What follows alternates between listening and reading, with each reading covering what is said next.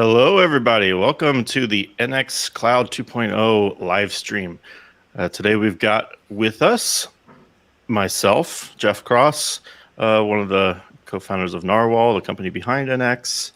And we've got Victor Savkin, one of the other founders, also the tech lead of NX, creator of NX, though it was my idea, but he did most of the work. Sure. You want to say hello? Hello. And we've got a surprise guest today who didn't know he was joining the stream until a couple minutes ago. Brandon Roberts, also from Nrwl. Hey, thank you for putting that out there, Jeff. I appreciate that. So if he doesn't look presentable, which I think he looks great, but I'm even rocking the Ionic shirt. So yeah, straight off the Ionic conference last week. There you go. But we're excited. Thank you, Brandon, for joining. He was helping with the live stream. We said, why don't you join us? Brandon's here to keep Victor in line, and I'm here to, just smile. Why are you here? I don't know. I could just leave now. Brandon, okay. You got this? Yeah, sure. Let's do it. All right. So yeah, we've got a lot of stuff to get through, and we've got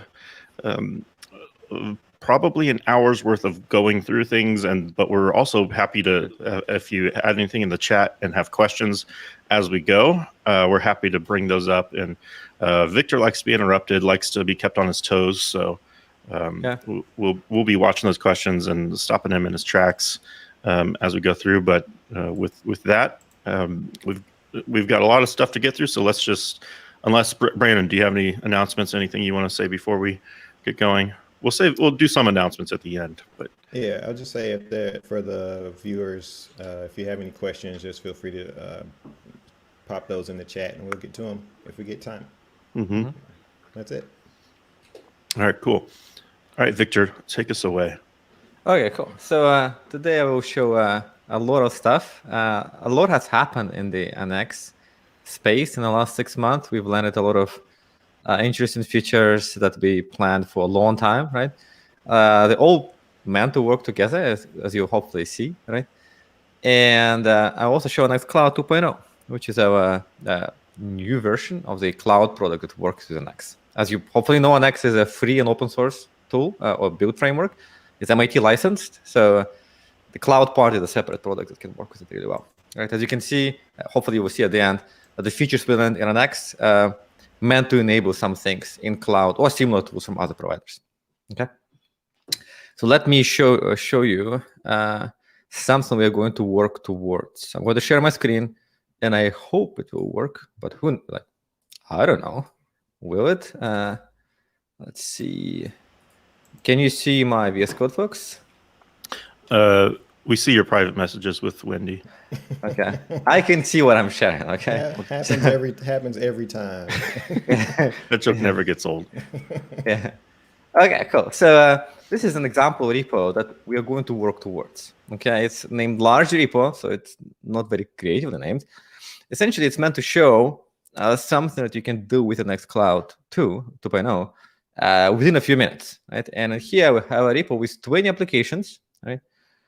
These applications are written using Next.js, but they can be written using anything, right? Angular, React, Node, Java, Go. It doesn't really matter, right? There is 100 shared libraries. Again, no creativity in here. It's just to show you that it works, right?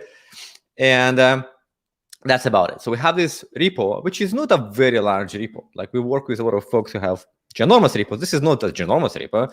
But it takes some time to verify that the changes to this repo work. Now, let me show you. If we do it not naively, if you do it in a more straightforward way, and you just invoke the commands you want to run, right, you're going to see something like this. So the whole repo, let me bump up the font size. As you can see, it takes about 1 hour to run the verification phase of this repo, like to build whatever is affected, test it, lint it, run end-to-end tests for it. And 1 hour obviously is not that bad, right? So you can imagine repos where this is 10 hours, right? But still, 1 hour is where it sort of stops becoming usable, right? And with simply a small change to this repo, and I will show you the change in a second, right? We can go from this 1 hour verification phase to, okay, this is different link to something that is a bit quicker. And in this case, the verification takes only 8 minutes, right? Same steps have happened, right? Like we ran exactly same builds, tests, end-to-end tests, everything, right? But instead of an hour, it's 8 minutes. It's probably possible to push it below 8 minutes, like to maybe something like 6 minutes for this particular repo. But the point is still made, right? You can get sort of an order of magnitude improvement with a relatively small change, right? And the change that you need to make, and again, I know it's a bit, you probably don't know what's going on or whatever. I just want to show you the end result so you know what we're going to work towards through the rest of this demo, right? The only change you need to make is basically flip the switch in your CI config. In this particular case, I'm using GitHub Actions, but you can use anything, right? And start NX Cloud Agents. And by doing so, you enable distribution, and your CI, instead of running on one machine, will run on 15 machines, right? And will be a lot faster, okay? This is what we want to achieve by the end of this hour, right? So let's start with creating a new workspace. I want to start from scratch, right? So I'm not cheating, and you understand every single part of what I'm going to show you really well. Okay, so I'm going to run a create a next workspace command, and today I'm using 12.50, but it works. The font size a little bit bigger. Here you go. Okay, so let's name our org happy org, because we're happy people, etc. And again, I'm going to create a Next app because there is a lot of excitement about Next right now at this moment, right? But almost everything I'm going to show you today is completely generic, right? It would work with plain React stuff, with Angular, with Gatsby, with Java, with Go, with .NET. It doesn't really matter, right? Most of what I'm going to show you will use the core capabilities of NX. I just need to use some example, right? Some technologies to show you that it works, and I, just want to use Next. Now we simply need to wait till npm install is done. And normally I wouldn't use npm. I would use pnpm, which is a lot faster. But because I want to show you something that most people can recognize, I'm using npm right now. And we wait. It's the magic of you can't fast forward the dependencies. Yeah, exactly. It's one thing you have to wait for on a live stream is dependencies. Yeah, exactly.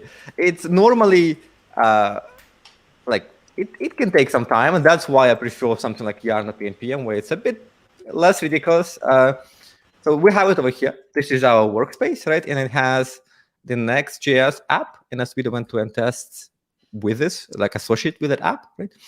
And another thing I'm going to use throughout this presentation is an NX console, which is a VS Code extension for NX. If you used it before, it was a bit buggy, but we put a lot of effort into making it solid, so it works really well right now, and hopefully you will see that the case. But it's important to know that anything I'm going to show you that will use a console, right, NX console, can be done via the terminal, and I will point out how to do it. Right? It doesn't do anything in addition to what you can do in the terminal. It simply contracts terminal commands for you. So we're not like replacing the terminal with a GUI. Just sometimes it's handier, right, to do things with the UI, right? So let's start. I'm going to show you that this thing works, right? I'm going to test this app just to show you that the commands run, that we have a stable baseline, right? Can you make it a couple sizes bigger? Like this is okay? Mm-hmm. I think this is fine. And I'm also going to show you that I can build it. And I'm going to use lots of different ways to run all those commands, so you see that you can do a lot of things if you choose. If you use console, right, I can do it this way, and it's going to build this app. Right, you can use either Webpack 4 or 5 with Next. By default, we use Webpack 4.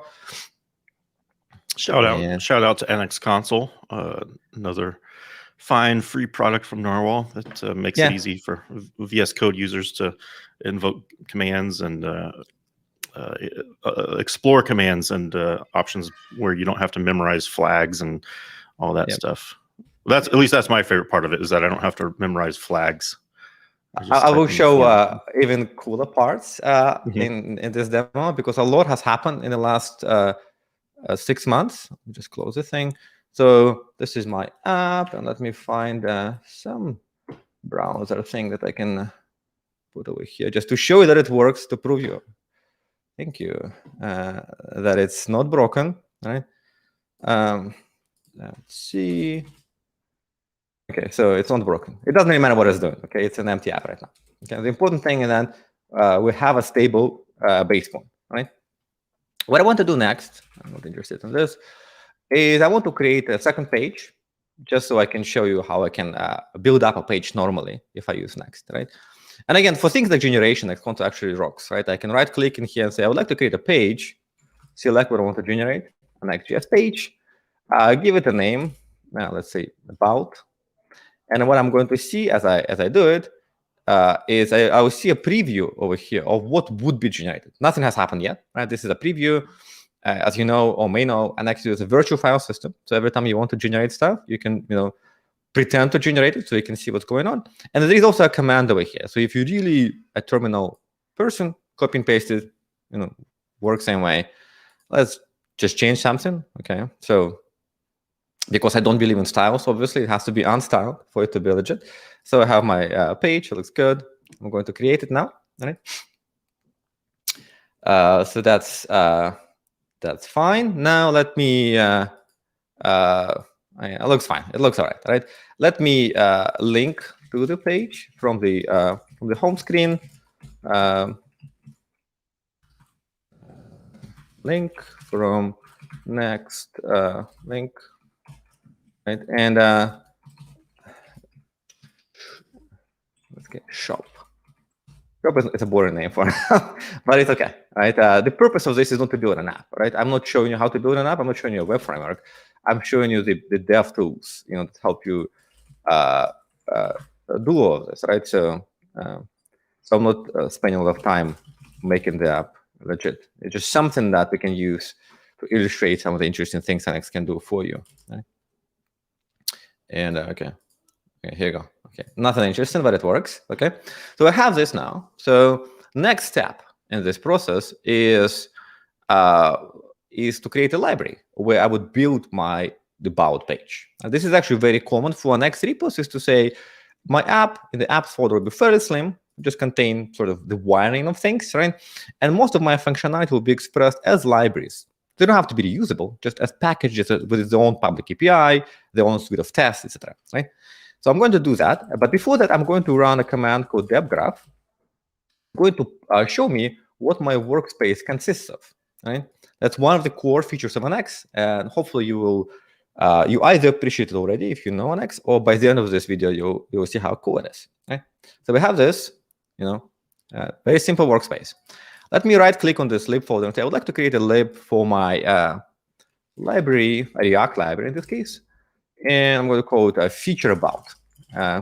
What I like to do as well is I'd like to prefix my libraries with what type of library it is. Right? For example, feature in this case is sort of application level, right, layer where everything gets together. It helps me navigate the workspace. You don't have to do it. Obviously, it's not a requirement, right? And another thing I like to do is I like to throw my libraries in a folder that matches the name of the app if I have multiple apps in the same repo. In this case, this library is meant to be used by the shop app alone. It's not reusable. Throw it in this folder. And as you can see, preview here gets updated, right? The font size right now is a bit too big, so you cannot really see it well, but in a normal scenario, the output is a bit more readable. I will make it buildable, and I will show you what it does in a sec. Okay, so let's say it looks good, right? We like it. I'm going to run it right now, and as you see, there is a shop library in here. Doesn't do very much yet, right? Another interesting thing to point out that we actually have the shop library appearing in the dep graph, right? So Next figured it out. Okay, you create a new type of thing in your workspace. Here you go, right? So now what I want to do is I want to move my about page, which is not particularly interesting, right? Into the library, and it's probably good enough. And I'm going to simply go inside here, import it out from happy org shop feature about, and export it. Okay. This is just to help the next thing to build everything correctly. Okay, so this is the only thing I have to do in here. I can build my whole page right now as a library or even a collection of libraries. And another thing to point out is that once I've done this, right, if you noticed, the dep graph reflected this. So Next was able to figure out that now my shop application depends on this library. It didn't depend on before, but with this change, it does. Right? Another thing I want to do is to create a second library. So I have one library in here, but one library is a bit too boring, right? So let's do another one. And I'm going to have a library, like a plain TypeScript library or JavaScript library. Right? I'm going to call it utils. Again, an example, not very interesting. And I will throw it in the folder called shared. That's what I tend to do when I work on larger Next workspaces or recommend things to folks, is to clearly separate what you want to share with other teams or apps and what you want to keep to yourself, right? And there are lots of other things you can do to make sure that the structure of the dep graph is of a particular shape. Not going to cover it today, right?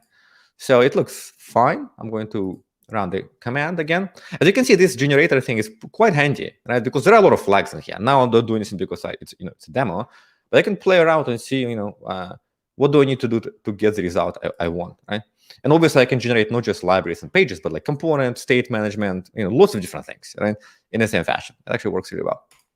So in here, I have this thing again, not very interesting. I'm going to change it to something that is, I don't know, a bit more meaningful for this example. The title to uppercase, formatting in a very basic fashion, right? And we're going to import it over here, and I'm going to change this and say, title, right? And with this in place, we have our library. We just need to use it. So I'm going to use it over here just to create a dependency that we can then explore, right? So I have this, and I can now do this format title shop. So with this in place, you'll see that there is a new edge in the graph. If I save it correctly, okay, yeah, so it's right here. And so the shop app right now depends on two libraries, and this the project graph has been updated for us automatically, right? I mean, with 4 nodes, it doesn't. You can obviously figure it out yourself, but real workspaces can have hundreds or even thousands of those, right? So it actually matters that I didn't have to do anything for the project graph to reflect what has happened to my workspace, right? It just happened, through the analysis that Next does, right? Okay, so this is an important property, right? Sorry, Victor, we actually had a good question about folder structure. So let's see. So someone was asking, here it is. So what do you think about doing, instead of doing like feature dash libraries and have it flat, what do you think about doing shop/features and then the libraries without the prefix? You could do that. The thing that I tend to do with this folder structure, right, is that you can implement a different way. Right? At the end of the day, it's about your ability to comprehend what's going on, right? And in here, what I want to do is have very basic rules about what can depend on what. Right? That's the main point of architecture, is figuring out what dependencies are allowed, right? In this case, what I usually tell clients and large companies who don't actually have like thousands of nodes, right, thousands of libraries in the monorepos, is to have rules like, if you look at the, and it can be enforced statically, and Next provides affordance to do that, is to have rules like, if I look at the folder, I can depend on my ancestors in the folder structure or on libraries code shared along the ancestral path, right? So if you add more libraries, you can still have rules that will be meaningful. It's just you're going to have a more complex tree, right, that you have to manage, right? So I prefer prefixes because then the tree is flatter, so it's easy to have things that immediately recognizable. Right? If you have more nests in the tree, it's a bit harder. So I don't mind names. I don't think it makes things like harder or anything.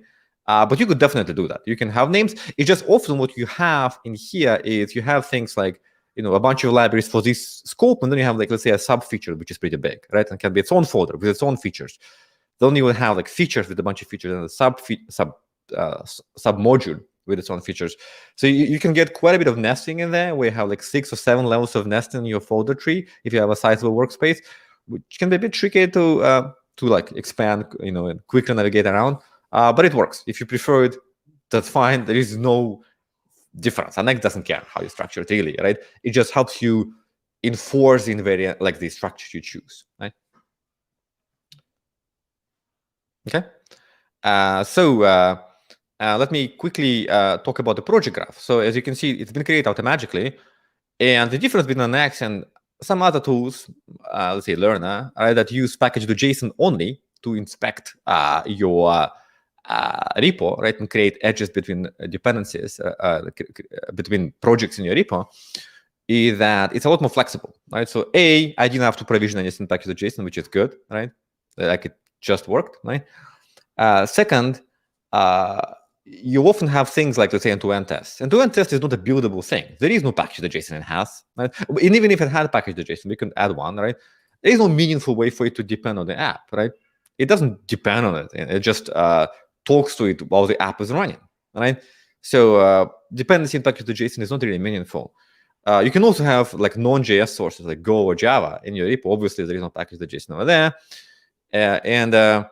Because it's so lightweight on Next, it's done for you. You can have a lot more lightweight nodes. So the overhead of managing the nodes, like projects, libs, and stuff in your workspace is lower. So you can have more of them with minimal cost, right? So it actually results in a much better partitioning of your large systems in Next comparing to, say, Learner or similar, Learner-like tools that rely on package.json. Okay. One thing to note is that what we added recently, which a lot of folks really wanted, right? And I want to show it because it's been requested since like 2017 or something. It's been like, can we add plugins for this like the analysis thing, right? And we had some ways to add edges to a graph, but it didn't work in the same magical way. So I'm going to show you what we've added recently, which I think is very nice. Right? You can add a plugin for Next code analysis that's going to help inform Next about the project graph of your workspace. Right? I will show you one. I will create a file in here. It doesn't have to be named this way. It can be named anything. Right? And I'm going to magically copy and paste it from my notes because it's a lot of typing and it's actually fairly basic. Okay. So what I have in here is my plugin. This plugin essentially is a function that takes two arguments: a graph, like of all nodes and dependencies that your workspace has, right? So all projects and dependencies between them, and the context, which is all information about the workspace, the config, all the files, etc. And the purpose of this function is to return an updated graph. It doesn't have to return updated; it can return the graph as is. It will be sort of the identity function, right? But you can add new things to this graph, right? As you are, like in this plugin. For example, you can analyze other sources, right? Like for example, Go or Java, right? And we have an example on our blog showing how to do it for Go. And James Henry, I think, put it together. So let me show you how to use it. So I have this thing, right? And I'm going to create this is a silly example. Obviously, this is not super meaningful, right? But hopefully it will illustrate the point, right? I want to create a dependency from this feature about over to the shared utils, right? So I can do it like this. And I need to register this graph inside Next.json, this plugin inside here. Add a property called plugins, point to the plugin, right? And another thing I need to do is to add it to implicit dependencies. I don't have to do it, but normally this is where you specify the files that can affect what your the output of your commands, right? And what I'm saying here is like every time this file changes, we have to invalidate the cache of everything. Right? It doesn't have to be this way, just the safest way to do it. Okay. So now when I have this in place, I can run the same depgraph command. This way I can run it in here as well, in console. It's all the same, just affordances, right? Okay, I screwed up as I what do I have a typo in here or something? Project graph plugin.js, project graph. Can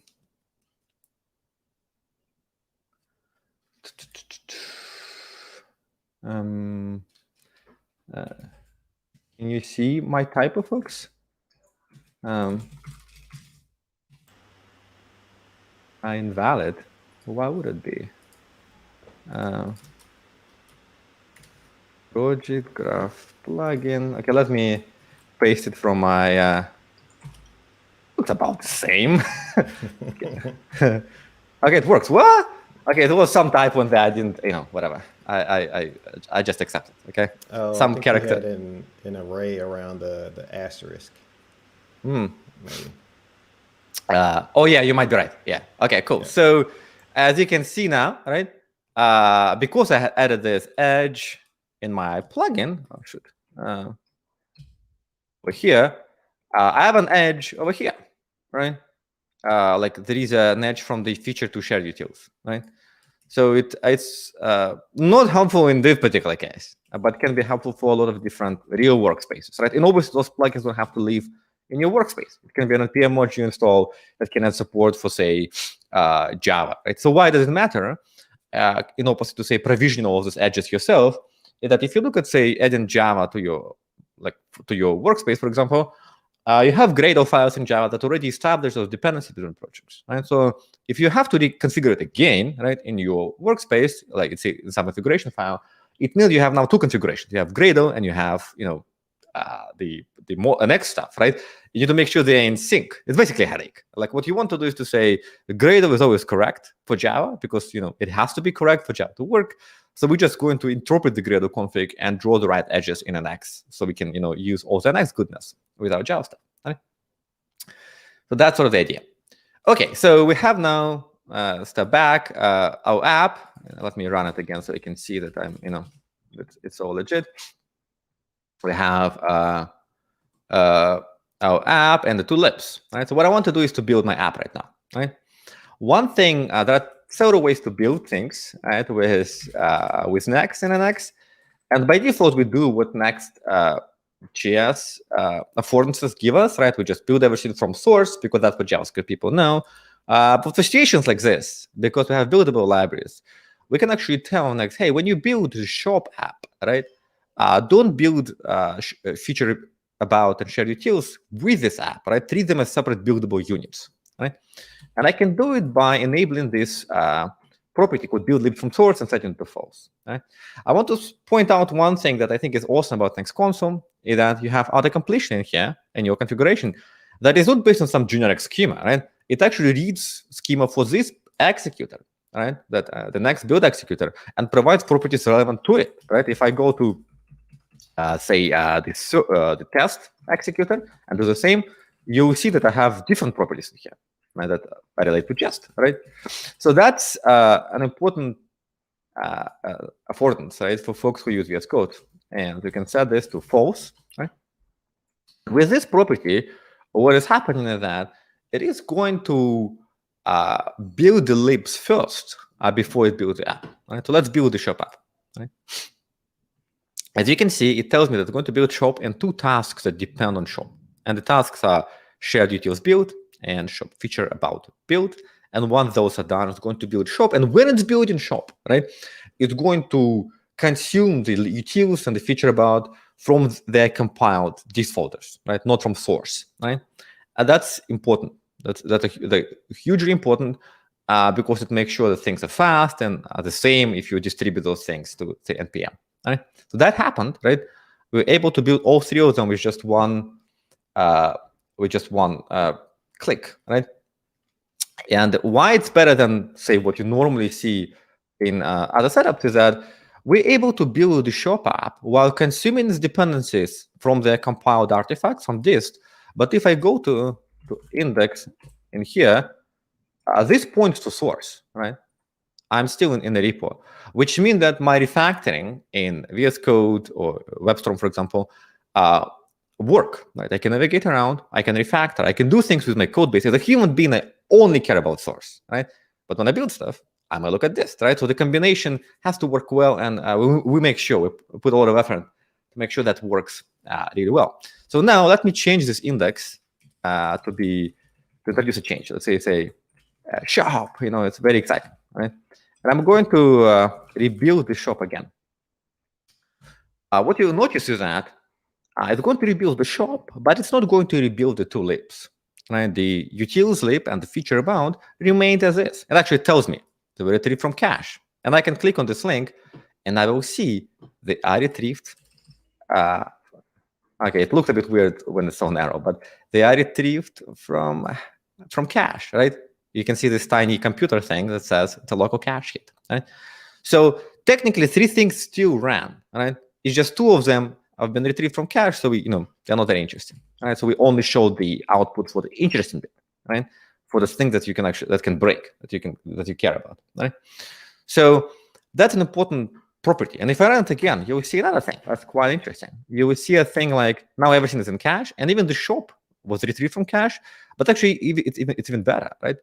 Nothing has changed in regards to the shop, right? It will tell you that existing outputs match the cache, so they are left as is. So Nx, in addition to just retrieving things from cache, which is good, it actually checks what you already retrieved, what you have in your, the outputs in your dist folders, and if that thing matches what the cache has, it doesn't move any files about, right? It leaves the files as is. So this operation is very fast, right? Especially on Windows, where I/O is much slower, right? That matters, that we are able to figure out what even has to be retrieved from cache and what can be left as is to maximize your build performance. Okay, so all of this stuff works, right?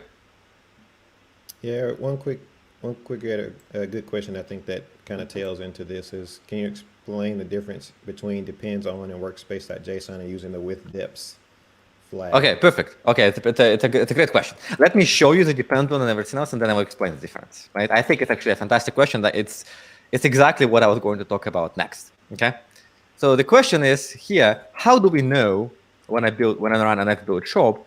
How does Nx know that it needs to build those libraries first? Right? What is magic in here? And I really dislike magic, right? As in where people have like a 2-line configuration file and everything kind of works, and then you need to adjust something, it becomes like because you went to high school with David Blaine and he bullied you, is that right? Yeah, that's exactly right. Or was it David Copperfield? Yeah, you have a disdain for clowns. Yeah, all the Davids, right? So and so I like when things are concise but still explicit. And the reason why that if you have large workspace, you evolve over time, right? Explicit but concise things make it much easier for you to move from version to version, to migrate things gracefully, right? It's a big deal to make sure that things like our Next users move from version to version very easily, right? With minimal effort on their Next side, right? And it's because we care about this. Once you commit to a tool, you should be able to live with a tool for years and not, be stressed out every time a new version is released, right? But the thing how Next knows that build of shop has to result in build of the 2 libs is this section over here, right? This section over here says in Next.json that anytime build target runs, we want to run build for dependencies of the project we're building. So when I'm running an Nx build shop, it means build its dependencies first.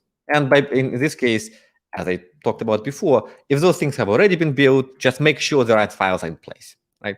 You don't have to do anything. Just make sure that outputs, this folder is in place, right? So that's an important thing, right? You can add obviously new things in here, right? And the build stuff is the handiest one because it's very common. You want to build dependencies first before you build yourself, right? Another thing you can do in here is if you go to Next.json, workspace.json, you can actually define those on per target. So those things over here affect all targets. That's sort of the default. We're saying, you can pick a name for a target. It can be anything, and it will just do that. It will be a generic thing, an invariant that your workspace will have. Right? No one has to configure this will always work. But I can also have a specific thing, say depends on, right? And then here, this is the affect only this target. In this case, it's a shop test target, as you can see, right? And I could say, hey, when you want to, before you run test, make sure to run build of yourself, right? Of the shop. So in this case, when I test shop, it's going to build shop first, right? Let's see, right? If I test shop, you see it's building shop. This is not a very meaningful example. In this particular case, we don't need the outputs, but it's not uncommon to say that when I test something, I would like to build its dependencies first, all right? So those things actually not that uncommon. As you can see, it did work. And if I click on this link, you will see is a lot has happened because I'm testing shop. I need to build shop. Well, to build shop, I need to build all the, like a lot of things has happened, but the libraries in this case were free, right? Because nothing changed in regards to them. So it was very easy for us to just skip them and do nothing, right? So that's one of the interesting things about Nx, that every time you invoke anything, right? If I do an Nx build shop, this is a command, but it doesn't mean that one task will happen, right? It actually, like in this case, 4 tasks have happened, right, as a result of this command. And because on Next has this beautiful caching and everything else, most of the time you can execute large graphs of tasks, and most of them will be cached or already in place, so they're very fast. So you can express things like this. Okay, this is a silly example, but things like this as a generic invariance. So instead of what normally folks do in monorepo setups using Learner or similar tools, is they would say, okay, when you do something magical in a post install, right? Or before you run this, don't forget to run prepare or something like that, right? That's no good, right? You want to actually just say, hey, for me to run build, I need to build my dependencies first, and I need to run this other target first and do all the things first. And then you can always run build, and whatever needs to happen before will happen. Either it will be retrieved from cache, from remote cache, or it's already in place. But it will, like, Next will guarantee that those things will be put in place before your target runs, right? So now, that's a huge, huge deal, right? It's hard to express it if you have never used a system that allows you to do this type of shenanigans, right? It can allow you to express very interesting workflows, right? With crazy stuff, right? In particular, it allows you to express things like if my shop app consists of, let's say, 1,000 libs, right? Because it's a massive app, I can build those libs independently. So now I can cache most of my builds, distribute them across machines, and I can actually have a much, much more performant build times comparing to just invoking build on a Next.js app as you would normally do with like Webpack under the hood doing its thing, right? So now the question that folks have about with-deps. So there is also a command code shop with-deps, right? So what is this, right? This is an unfortunate accident of us not having the target dependencies when we build with deps. That is what it is, right? So essentially, this does a similar thing. That what with-deps does is that if you're running build for shop, make sure you run all the builds of the dependencies of shop first, right? So in this case, doing with-deps would be on no op, because we already have a thing with saying before you run build, run the dependencies built first, right? That would be no op, but that's sort of on a command level you can do it, and really it should not be on the command level, right? That should never be needed once you have this in place, because this is the right way semantically to do it. If there are some preconditions that have to happen before you run your target, you just need to describe them such that they happen. You don't need to manually tell users, don't forget this magical flag, right? Like, no, you just build whatever you need to build, and whatever building of the shop in this case requires will happen. And if it already happened on your machine before, happened on your teammate's machine, you're going to get these results very quickly, right? So with-deps it still works. We're not going to remove it because we care very deeply about not breaking anyone's workflows, but it's sort of not very useful given the new affordance that is actually the right solution for the problem. Okay. So let me check it in, because I'm afraid I'm going to screw something up, and then the whole thing is going to be, going to be challenging. So what I have now is a workspace, right, with one app, right? To make it a bit more interesting, I would like to add a second app, right? Because one app, what kind of monorepo has one app? A very boring monorepo, right? So I'm going to click the list command that Next provides, and this list command will show me a bunch of like a list of plugins that you can install, right? And as you can see, why is the scrolling failing me today? That we have some plugins installed, but what I want is to add an Angular app, all right? Let's have a second team. We have one team building a Next.js app, the other team building Angular apps, because I myself, like all frameworks, I don't care what you use, right? So in this case, let's do that. I'm going to show you how to do it. If I do the same, if I run the same list command, it will give me an instruction. You're like, oh, do this. And again, npm, the unfortunate. Okay, so I have it. So I can. It also tells me to run this to initialize my plugin. But anytime I create an app, it's going to run this if it hasn't already happened. So I'm just going to skip it. And I'm going to create a second app in my workspace, this time using Angular. And as I'll just do this and say I would like an Angular app. And I'm going to call it admin This is a great second app name. Every time I do a demo, it's always some admin thing. Okay. Let's say it looks legit, right? And I'm going to run it. So the first step this schema, this generator is going to do, is going to add all the dependencies to my package.json, all the Angulars and everything else, right? I was going to run npm install. This is because it's my first Angular app in the repo, right? And now this is going to take a minute. So if you have another question, I'm happy to answer it right now before, because that thing is, in my experience, can take a while. Yeah, let's see. So we have any questions? I have a question. Why is that workspace.json file so huge? That's a good question.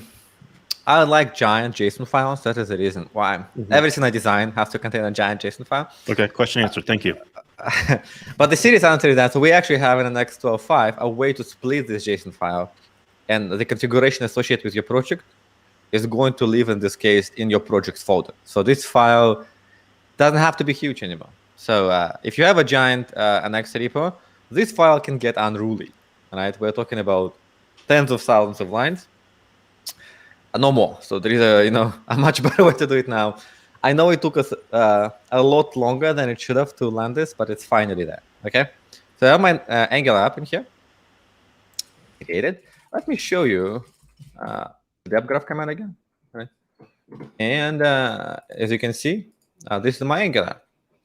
It doesn't depend on anything, so it's very lonely right now. So we're going to introduce a dependency from this Angular app to the same utility about formatting titles, just so we see two things, right? Work utility, and I'm just going to do.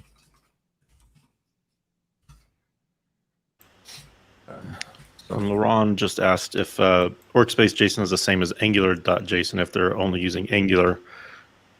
It's the same. They can split one. Like if they have a giant Angular JSON file, we can always split into multiple files as well. Work the same way. If you use Angular CLI with an X, you can name your configuration file Angular JSON. Everything I'm showing you or talk about regarding workspace JSON works in exactly the same way with Angular JSON. There is no difference. Okay, so this is my new configuration right now. All right, there is a Next.js app and there is an Angular app, and as you can see again, Next figured it out automatically without my help. There was a follow-up question to that. Is like, can you split files with Angular.json, or do you have to be using workspace.json to? You can split files. So even with Angular.json, you can. Yeah. Holy. Okay, that's Was that thunder? Yeah, the most epic. Oh, even I got scared. Okay. So I was gonna make an NX Cloud here, but I'm gonna let you go ahead. Yeah, this is I don't know. Anywho, so we have this, right? So this is working. We have this new dep graph. Again, if I build, I want to show you one thing in case it is not clear why caching is key. When I build the shop, it's building all the libraries, and those can be built in parallel as well. I just choose not to, right? And it's building my Next.js app, and all three things in this case have ran, right? It ran 3 targets.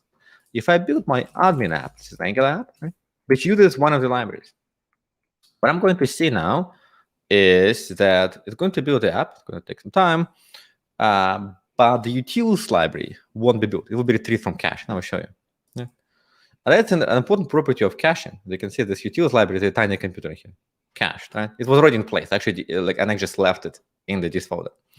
Is that the bigger, this is a small graph, so anything in here you can do by hand, it's fine.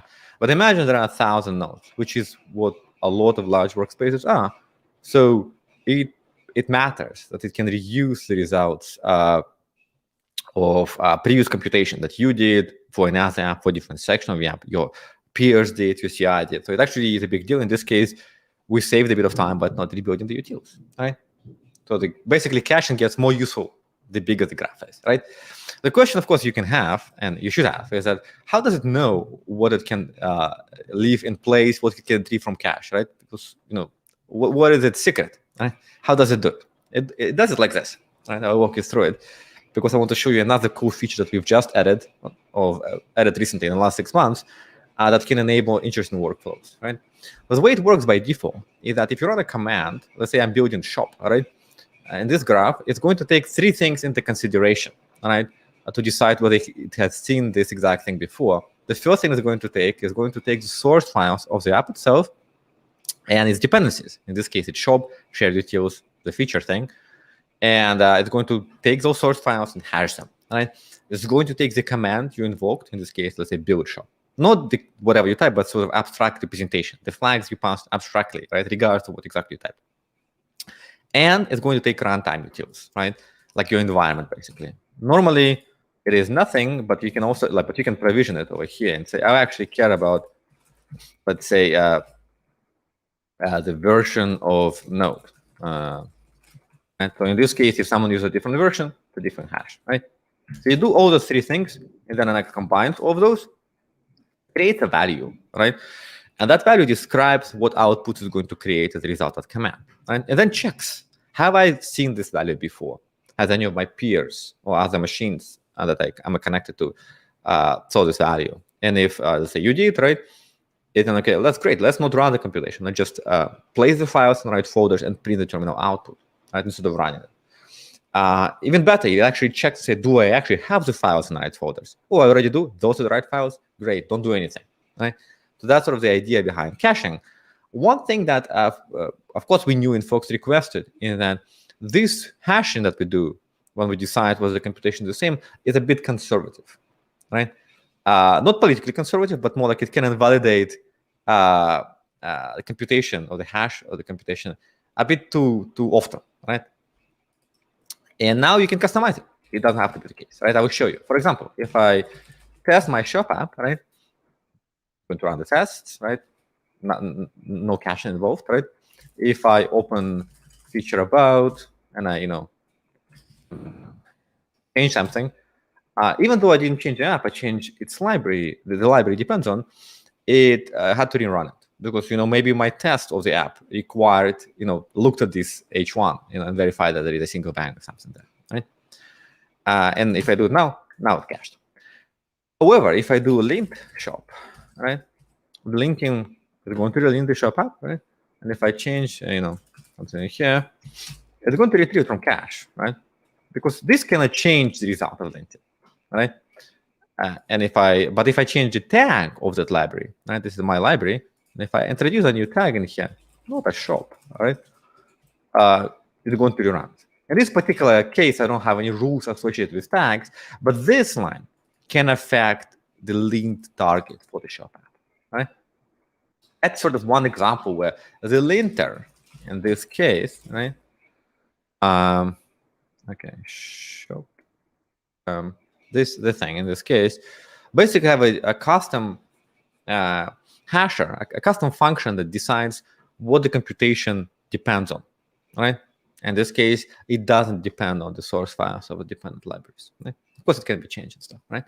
Another example where this is handy, if you have a large graph and you build things in a sophisticated way, you may depend on you may choose not to depend on source files of your dependencies, but on the DTS files of the outputs of compiling your dependencies, right? So things like that right now are easy to do it and actually quite easy to do and useful, especially for larger workspaces. And you can also explore one thing that not everyone knows. You can add this n variable, and you can run any command. For example, if I do the shop linting, and you'll get a detailed data structure, right? It will tell you how the hashing came to be. This is the hash of this computation. They describe the computation. There's some information that can be helpful when you try to figure out why something isn't cached, for example. Why does it keep you running things? You can immediate data structure compare things like, oh, I see. Let's say the usually it's related to runtime values, which in this case is empty. But you're like, oh, the runtime is different. Okay, I need to reconcile that. Yeah, there was one quick question. It's pretty straightforward. One using Windows as Mac. Windows and Macs, can the cache be shared between the two OSs? Yeah, it's a good question. It depends on, it really depends on the computation. We don't know, right? Because if you have a computation that is, for most front-end stuff, yeah, the answer is it can be shared. Like Webpack will create the same bundle, work same way, it's just fine, right? But if you have like a C++ project or something, right, then no, it cannot be shared, right? So it really depends on what the exact like what you are doing, right? In this case, the executor probably will include some things, like if you have a, we don't have it, but imagine you have a C++ executor. In this case, it would probably include information about the OS you're using, right? Because it would affect the computation. So it depends. For JavaScript stuff, the answer is most of the time, yes, right? If in your case, for your particular example, no, you can always include this, like the runtime cache input, and make sure they're not shared. That's fine.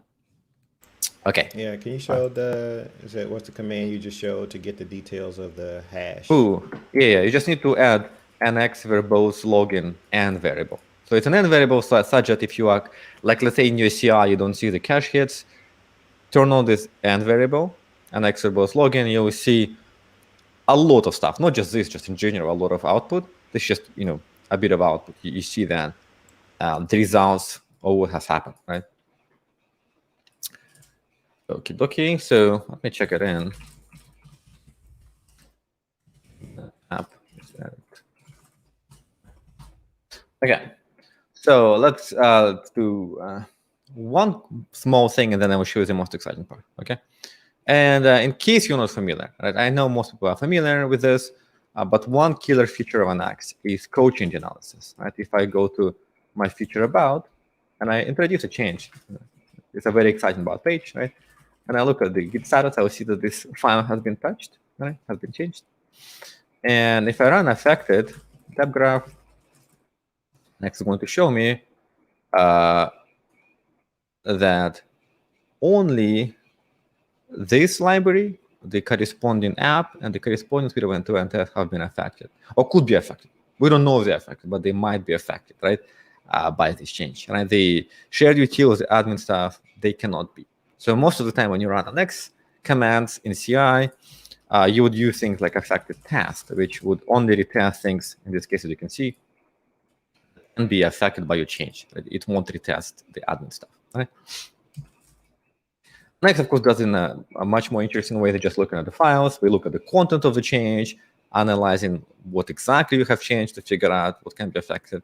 There's a lot of stuff going on in there that I don't want to spend time showing because we are a bit behind. So, okay, so we have this, right? So we have a repo. We've learned everything we need to know about Nx and some of the cool features. Now what I want to show you is the uber fast CI, all right? So what I'm going to do, I'm going to create a repository, all right?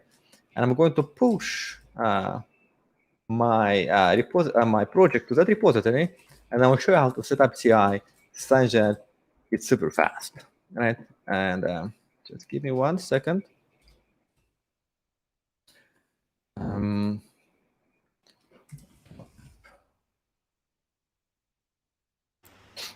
Okay. Yeah, we do have a question. If you want to make the most out of caching solutions, and maybe you'll get to this in a second, about making all the libs buildable or use build from, as opposed to using build from source, but you'll probably touch on that when you get to the yeah, I'll talk about it. Yeah, I'll talk about it. Okay, so I have this, and another thing I need to change is the default base domain. Okay, perfect.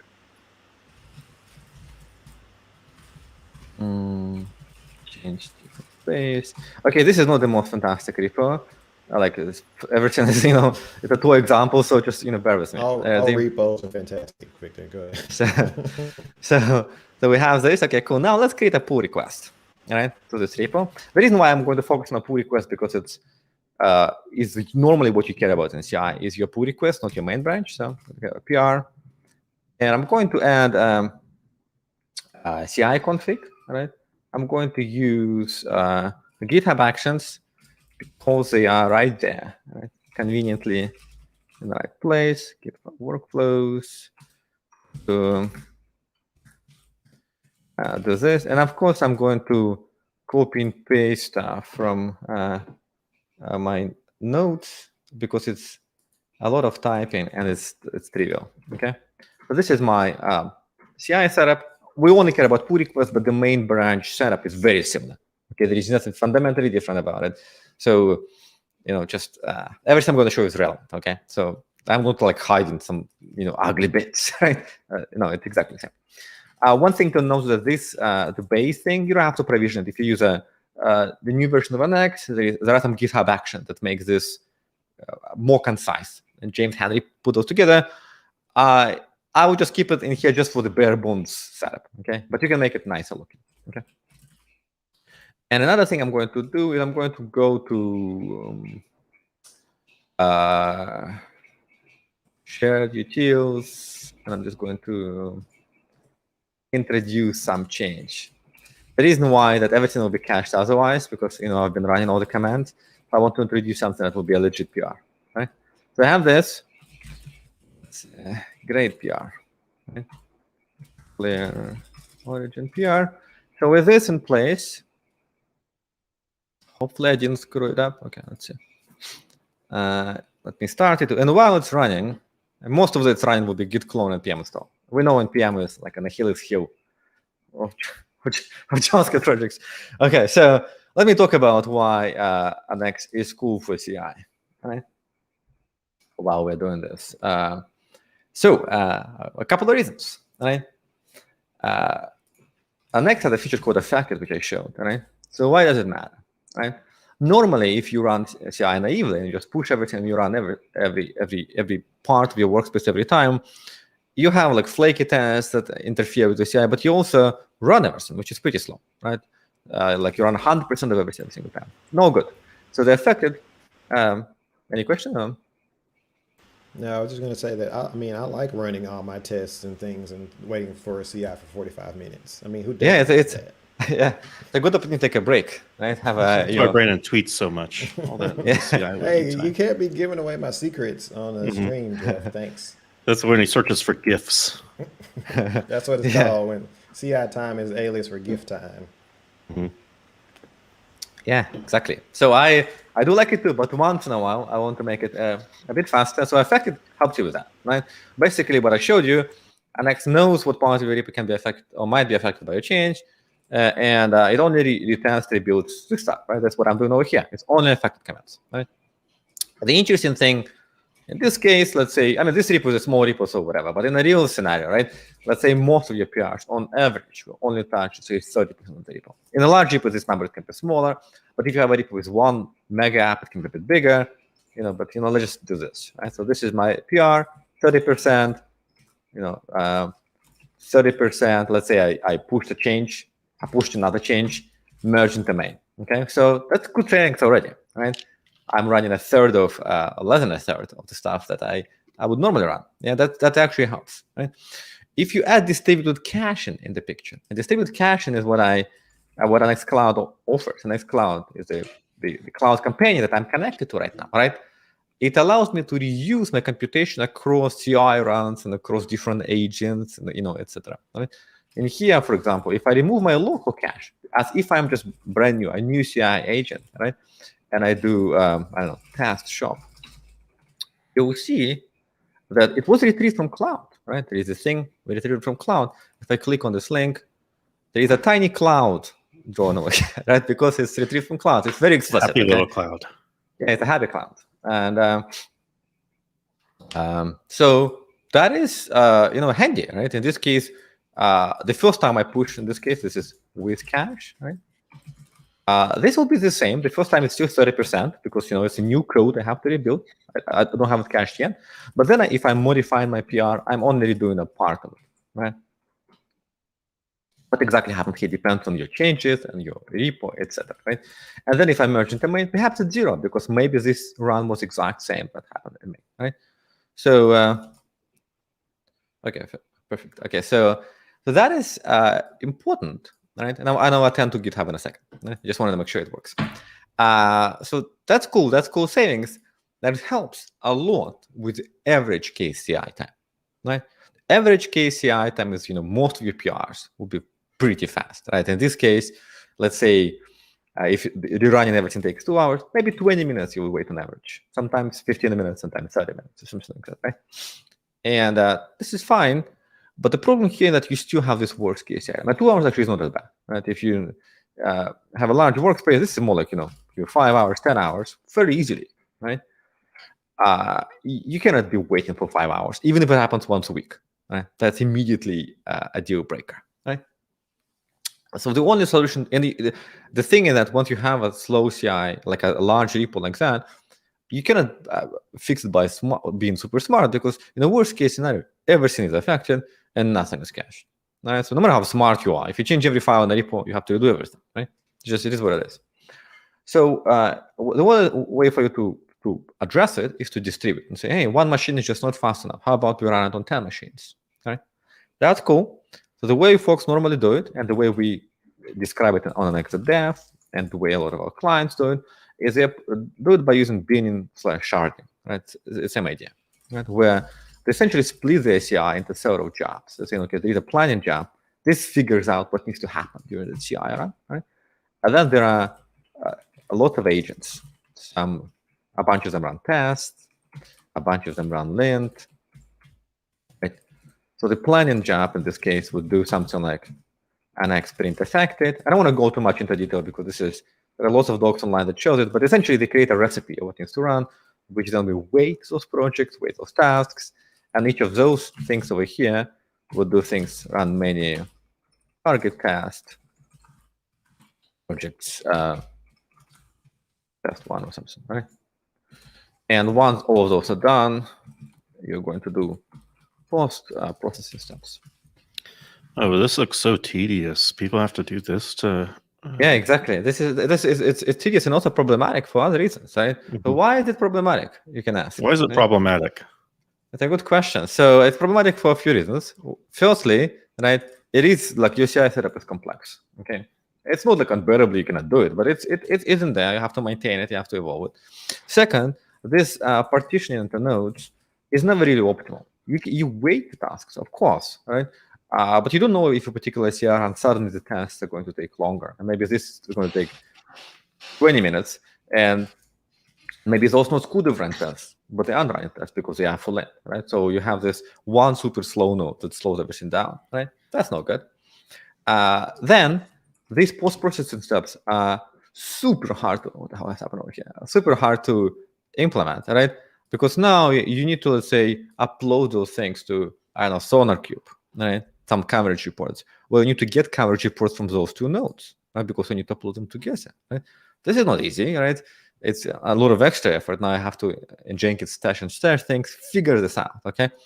And each of those steps, presumably, does npm install, git clone, etc. So if that takes 3 minutes, you have 3, 6, 9 minutes, right?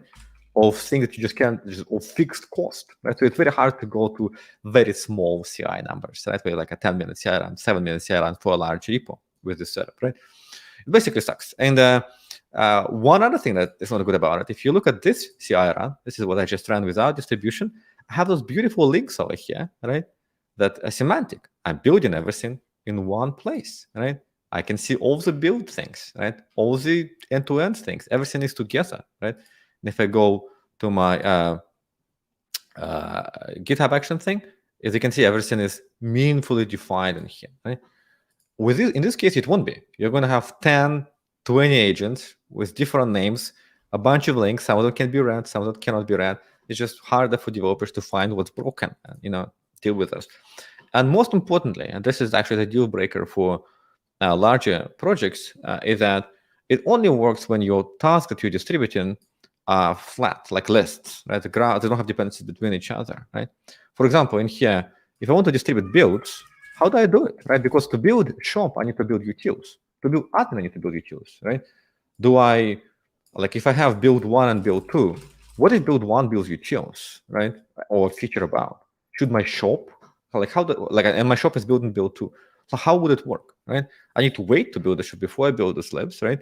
So it basically doesn't work for things like build. So if you look at CI providers that offer sharding or binning, or if you look at other tools, they often talk about testing because it's like, yeah, testing is trivial to do, okay? It's not super difficult. And none of them talk about builds because it's harder to do, right? So they don't want to touch it, right? So that is basically what normally people do. It actually works reasonably well for a lot of workspaces, but has a lot of downsides I just listed, right?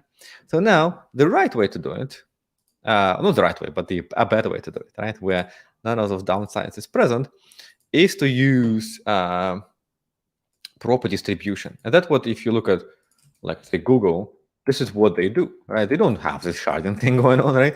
They actually have more something like this. And I copy and paste. Now we walk you through the changes, right? Where what I did in here, I enable distribution, right? I enable this by setting this n variable, and this cloud distributed execution to true. That's the most important thing I need to do. And then I define this agent. It looks a bit too many lines, but actually the only thing that's worth noting here is this, right? I simply need to start agent by running the Nextcloud start agent. That's it, right? And here I'm simply saying that I want to have 4 agents, and I can have more or less, but 4 is, it's a good number for this tiny repo. And my main PR flow is actually very similar. I'm just running affected, and I'm stopping all agents at the end. All right, I'm not doing anything, different here, right? Everything is still, it looks the same. I haven't changed any of these lines. They're exactly the same, right?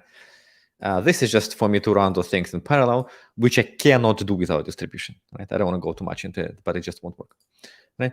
So I have this, and basically nothing has to change in my project. I haven't touched any of the file, and this, chunk of code aside, I simply need to flip this flag and add a stop or agent thing at the bottom to make sure I don't run agent for no reason, right? And with this in place, I'm going to introduce some other change, because otherwise everything will be cached, because Annex is that, is that good, and it won't be illustrative. Another big change. And if I run this thing again, you're going to see something that is different and a lot better. Right? So while it's running, let me walk you through what happens. Right? It won't run for a long time. Very quick. Go ahead. Yeah, that was a question. Can you still use NX report with distributed caching if they want to do something similar to what you were saying, run EDE test in a matrix? Yeah, you can still do that. Like the distributed caching or distributed task execution in no way affect what you can run, with the caveat that whatever you want to distribute has to be cacheable, right? Because the idea that as you distribute, you want to replay the outputs from the agent onto the main job, right? So it has to be replayable or cacheable, right? As long as it's cacheable, right, it will work with any command, with anything, and with any CI setup as well. None of it is, by the way, GitHub Actions specific, right? I mean, this is this, right? But you can have the exact same setup, and our docs and on Xablet and on our website show how to do it with anything else, like with Oracle, Azure, Jenkins.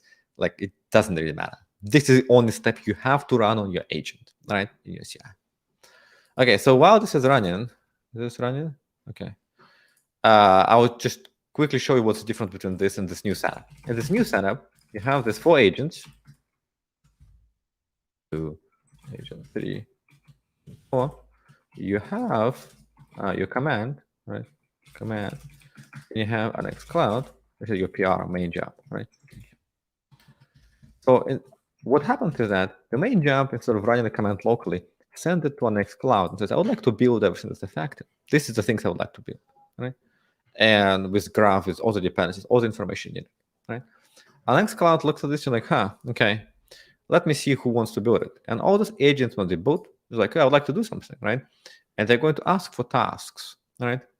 And Nextcloud, in this case, is going to give them tasks, chunks of tasks, right? Good size chunks. But only the one that they can do. For example, it cannot give them or build the shop app because utils haven't been built yet. So it's going to, wait for the things to become available before giving it to agents, right? And as agents run those tasks, right, they're going to send the result of running those tasks to cloud, right? The files and stuff, right, will be stored, terminal output, such that they can be replayed on the main job, right? With this in place, none of the downsides will occur. Right? There is a single npm install in git clone, or rather in a serial way. Every agent, of course, does its own, but you have to wait only for 3 minutes compared to 9 minutes to stay over here, right? The balancing is perfect in this case because it's pretty optimal, right? And in that agents run smaller chunks of tasks. None of the agents are dedicated to, say, testing. They run whatever is available. If testing is taking longer and lints have happened, those agents will start running lint tasks, right? It doesn't matter what to run for them, right? And our Nextcloud will do the time. By the way, one thing I want to show you before I go away is that there is this tiny. Oh shoot. Okay, I'll show you in a second. I mixed the Look at window. that beautiful waterfall, though. Yeah, I'll show the waterfall in a second. The important thing in here that there is no waiting of those 3 separate tasks. The CI setup is simple, right? It remained basically as is, right? The timing stuff, all the balancing things, is handled by Nextcloud. I mean, we're running this stuff first time, so it won't be perfectly balanced this particular round because Nextcloud doesn't know anything about how long things take in a distributed context. However, next time you run it, right, it will know that, building this app takes twice as long compared to building that one. So it will balance tasks better between agents, right? Such that we don't have to wait for a long time. There is no like one super slow agent at the end. All of this stuff works. Post-processing steps are easy because this Nextcloud job, or this main job rather, has all the files from all the agents as if it ran it locally. Right? So if you want to upload something to SonarQube, it's all right there. Okay. So all of this stuff, all the problems over here went away. Obviously, the build works. I'm running it right now, and I have a utils library built separately from my shop, right? And it works because if agent 4, for example, is building the shop, and agent 3 build the utils library, agent 4 is going to get files from this agent to make sure that it's able to build shop, right? So all of this stuff is handled, and the DX is about, it's quite nice because I still have 4 links. Those links are still here, and they didn't go away. There's one semantic link. It's what I see in my CI. There is no like test 1, test 2, test 3 links, right? It's exactly as I mean semantically, right? And if I click in here, I can see that this all the things have happened. Actually, the feature about has been retrieved from cache from the previous run. That's the magic of distributed caching, right? I didn't change it, so we didn't run it, but all of this stuff did work, right? And so the UX is here. And the coolest thing where you sort of immediately see why this is important, if I look over here, right? This is my original run. Okay, this is a tiny repo, so whatever. It doesn't really matter. Performance in here is moot, okay? But if I look over here, I can see that all my operations ran in sort of a staggered fashion, right? So most of the time you can go from this to this, where everything runs in parallel, but just basically flipping a switch, right? You flip the switch, and now you have 4 operations that run concurrently. In this case, they were not balanced perfectly because they first run, but normally you would see a more even distribution of those things, right? Where none of those things is sticking out as much, right? And you can see those are the 4 agents that were doing our task, and they tell us, what they performed, right? So that's sort of the holy grail, that you can take any repo with a CI looking roughly like this, flip the switch, allocate a bunch of agents, right? And get to a much faster CI time without changing anything else. Like the users may even know that things happen in a distributed fashion. They see exact same card, exact same commands. Things just a lot faster. And I will show you again the things that I want to show. They just won't be able to go get as much coffee now because the CI isn't taking so long. Yeah, it is the biggest tragedy is actually the lack of downtime for developers. I don't think essentially the developers are going to like this. They got too much productivity now. yeah, exactly. So this is my the big repo that normally takes an hour, right? And I can see, not perfectly balanced, but I can see that that all the commands start at the same time, right? And in this case, right, the whole thing took only about 7 minutes. Where if you do it sort of naively on one agent, it takes about an hour, right? So this is that big repo is more it's a better illustration of what's going on than this tiny one. But the important thing is that whether your repo is tiny like this one, like I showed, or huge, right, the steps are the same. You create agents, you allocate as many as you need, right? And that's it. Flip the flag, and things just suddenly get faster. But if I have a step over here that says, say that something like run, upload to SonarQube or deploy to Artifactory or whatever, right? It will be exactly the same. I don't have to change any of that. So none of my CI have to be rethought, from ground up to account for distribution. Right? The distribution is an implementation detail. That's it. Right? So a few other things I want to show. That the distributed execution is a big deal because it allows you to basically cut your CI time, depending on your repo.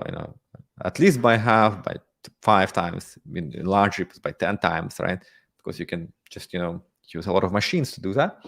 Another thing that the Nextcloud, go ahead. Yeah, we have one quick question, which you kind of touched on this about it. Do you have any information on how distributed CI works with Jenkins rather than GitHub Actions? Yeah, it works in exactly the same way. So in this case, you can have a bunch of, like if you in Jenkins, if you do things like parallel, if you use declarative syntax, right?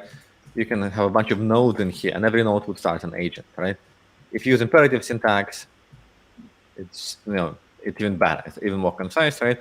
You basically have a bunch of nodes in Jenkins, which would have its own, each of them would have its own machine, right? You have to specify that it will run on its own machine, right?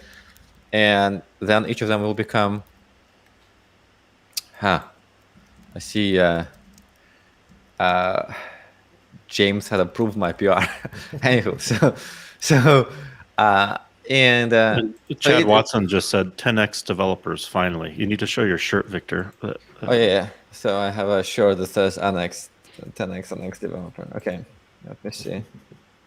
Okay, let me. Okay, hopefully you can see my shirt. Okay, but let me quickly show a bunch of other really cool stuff that we have. Right. So the distribution is very cool because it's pain-free distribution in spirit, similar to what Google or Facebook do. Right? They use different tools that work well for Google but don't work well outside. But the idea is the same. And in terms of how you use it as a developer, it's actually similar in spirit. So it actually works well. The idea has been proven by all these large tech companies. So there is no oh, is it a good idea? We know it's a good idea. You can build massive repos this way, right? And that's what we're seeing with Next right now. Another feature that people don't appreciate enough is this GitHub report.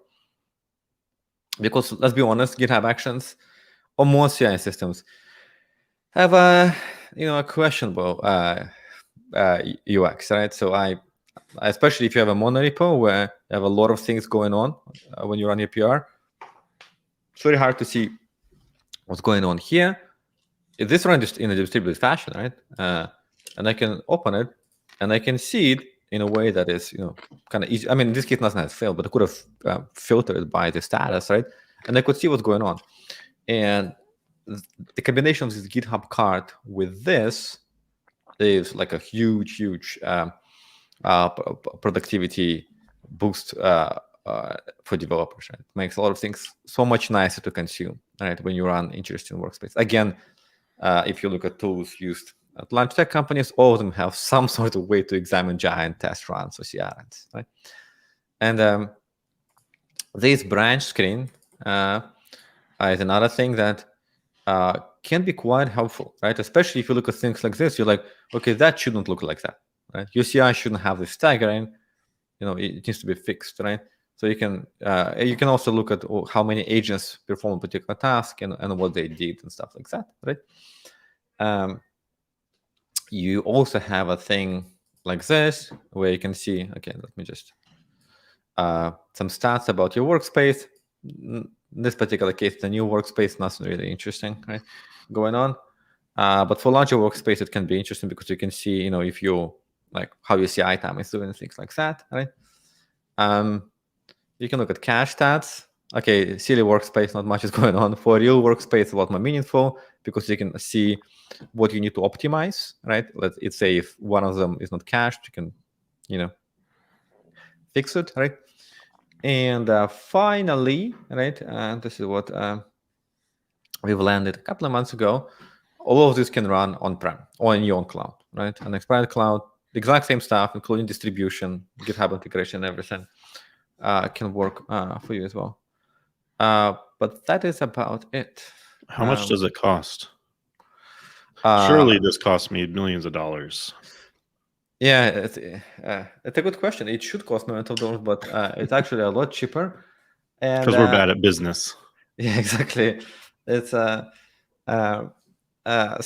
the Next Cloud, just to be reinforce it one more time, the Annex tool itself is MIT license free and open source and forever be. There is no part of it that is even all the plugins as well. All of this stuff is free, including Next Console. Like none of that stuff is in any way not MIT licensed, right? And even more so, we actually build it such that even this part of the cloud, it has open API specs, and you can. So if you want to build your own, and you can, right? That's fine, right? We're not trying to force you to use our stuff. Hopefully, we build something you want to use, right? And you find it to be a better choice than building it from scratch, right? But you can't, right? None of this stuff is preventing you from doing a similar thing, right? And Nextcloud itself, most of the features, like the app itself, is free. So if you connect to Nextcloud, the UI, this stuff, GitHub integration, the analytics, all this stuff is free, right? In an unlimited fashion. You just connect it. You can use it just for the ergonomics of having better GitHub integration. Just have this nice card. Right? There is nothing to pay there. The cache and the distributed task execution is not free. It's only free for open source project. If you have open source project, then email us and we'll make sure to set it up such that you have unlimited DT, unlimited cache. But if you have a closed source project, meaning that you're trying to make a profit, right? So you should share your profit with people who are building tools for you, right? That part is not free, and there is a monthly allowance that is free. But once you pass it, we charge you based on how much time you saved by using cache or distributed task execution, right? How exactly this is calculated, you can look at docs, billion utilization, right? And you can see essentially we have a calculation that tries to have a reasonable assumption about the time saved. Of course, we cannot know for sure, right? And then that will charge you for, right? In practice, what ends up being, it depends on your workspace, right? If your CI setup is already super highly optimized, okay, then we won't save you as much time. You still can get some savings, but as a result, you won't be charged as much, right?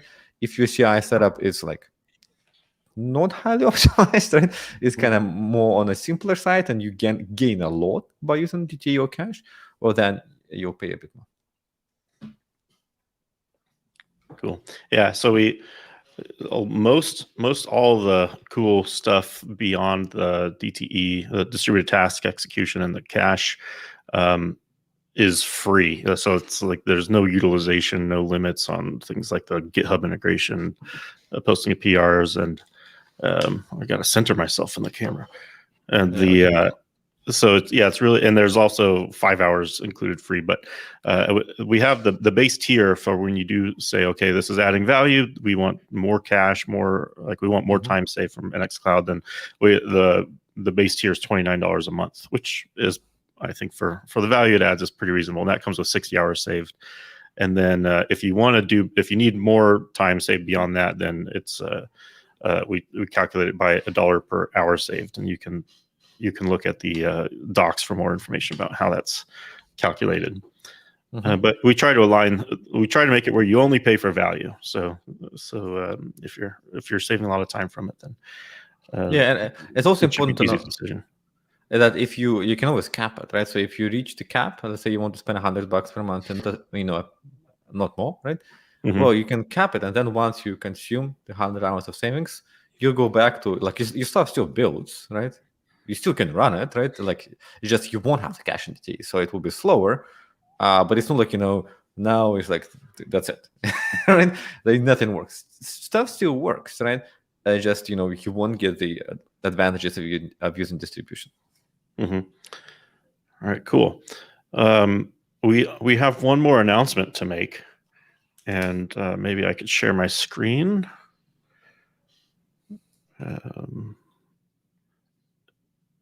I've never done it here before, so I'm scared to do it. So I'm hiding all my windows before I share my screen. Okay. This might really turn to a surprise depending on which screen you're going to share, but we're going to say it's going to show what you want it to show. Even if choose. Yeah. All right. Can you see it? All right. Okay. Yeah. There we go. We're excited to announce that we're doing the first ever NX conference coming this September 16th and 17th. It's a 2-day conference. We're trying to make it where it's going to be all online, and it's free to attend. We will have a paid workshop beforehand, but the whole conference, both days, is free, sponsored by Nrwl, and We've already got a handful of confirmed speakers, top folks building plugins and doing cool stuff in the NX community. We'll be inviting some more folks to propose talks in the future, but we're really excited by it. Even with 2 days, we feel like there's so much content and so many topics that we won't be able to fill it in. We won't be able to fit everything into that time, but there's definitely a lot of stuff, a lot of exciting stuff to be shown there. A lot of folks from the community are going to have really cool things to talk about. Victor and I will do a little bit of a keynote. We're hoping to do it live together. So the conference will be online, a mix of live and pre-recorded content. But I'm hoping the borders between Canada and US are open, so we can do a sort of like a small group live thing in Toronto, but it'll be fully online, and hopefully Brandon will be able to go too. But so hopefully, it looks like the borders are opening up soon. So we're really excited about it. Our team's it's a big deal for us. It's also kind of a big deal for NX for how far it's come as a project, and that we could easily do a week-long conference and still not have enough time to cover the breadth of interesting topics related to NX. But we're really excited. If you go to nx.dev, there's a link at the top to link to the conference page, and you can also go ahead and register, get your free ticket, and get signed up to get updates on the conference. And we look forward to seeing you there in September. Yep, super excited. All right, with that, thank you so much, everyone, for attending and for all the great questions. And if you want to follow up and ask more questions, Victor, what's your home address? I think it's somewhere in Gilbert, Arizona. Let me see. Okay. No, don't dox me. So Victor, myself, Brandon are on Twitter. Victor rarely replies to tweets because I troll him a lot. But but the best place to connect with the community is if you go to nx.dev/community, or if you just go to nx.dev, I think there's a link to the community page. Well, that's got several resources.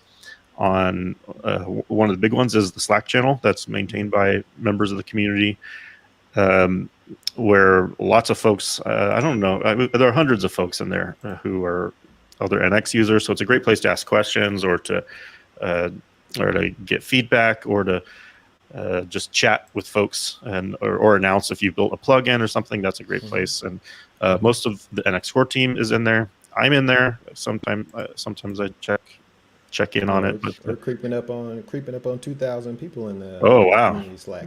Yeah, that's great. So it's a lot of our business is consulting around NX, and so the Slack is actually killing our business. Just kidding. But it is like I'm glad like business, but it's growing the community. So there you go. Yeah, our with NX, it's kind of an interesting thing because everything we do in NX, we're basically progressively doing things with NX that previously people would have paid us to do.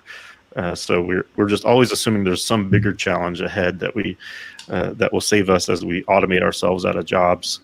Like the DTE stuff, that's something that we've had to manually do, as well as like micro front ends are a thing that's been really complicated that we're now making a lot easier with NX.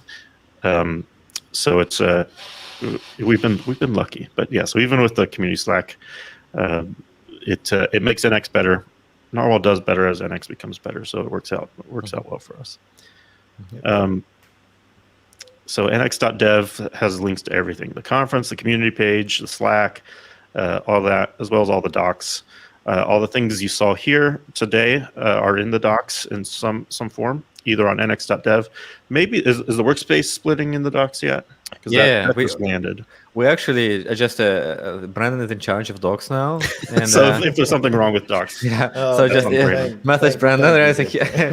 But I think what I was going to say is that we are putting, in general, I think as most projects grow, right, the importance of docs is getting more important. Like it's increasing, right?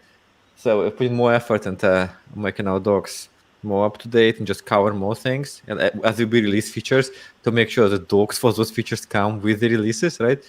So the project, the JSON, or the splitting of workspace, the JSON, is a good example where it's been there prior to the release, right? So, which is it's cool. So I'm happy to see our docs improving. If you haven't checked out Next.js in a while, Yeah, it just check got it out. redesigned, and with Next.js too.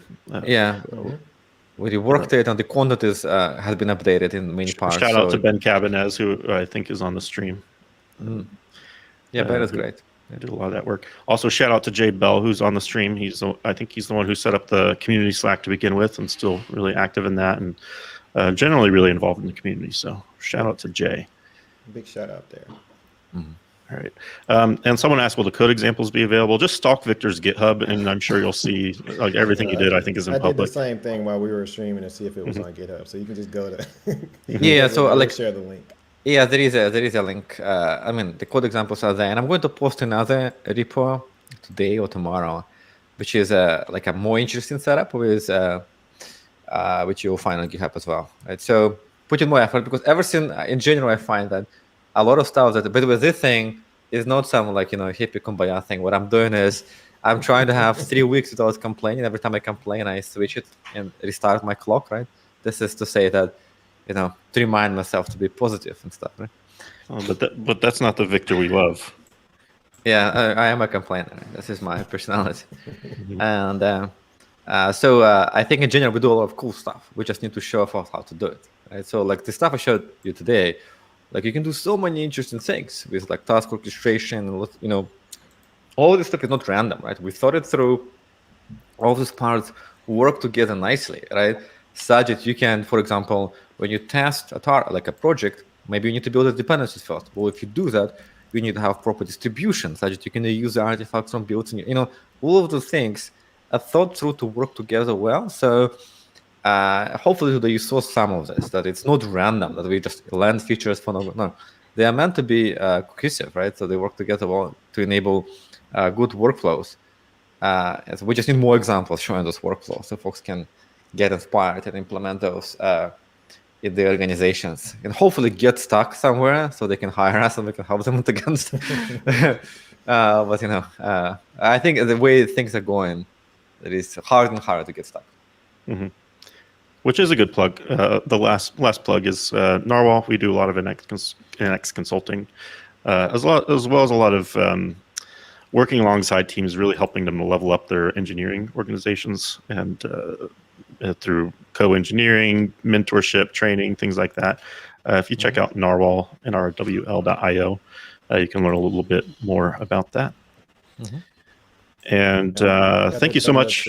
Subscribe to the channel if you're watching this already and you haven't hit that subscribe button. Go ahead and So this is on YouTube. You gotta say like and subscribe. And post some comments on the video. That helps get it on the front page.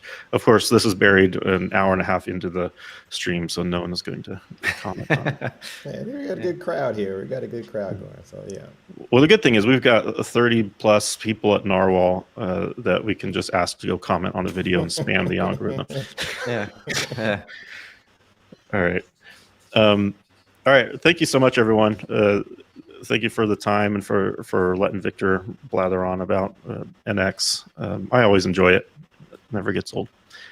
And we'll see you soon. Thank you, folks. See ya.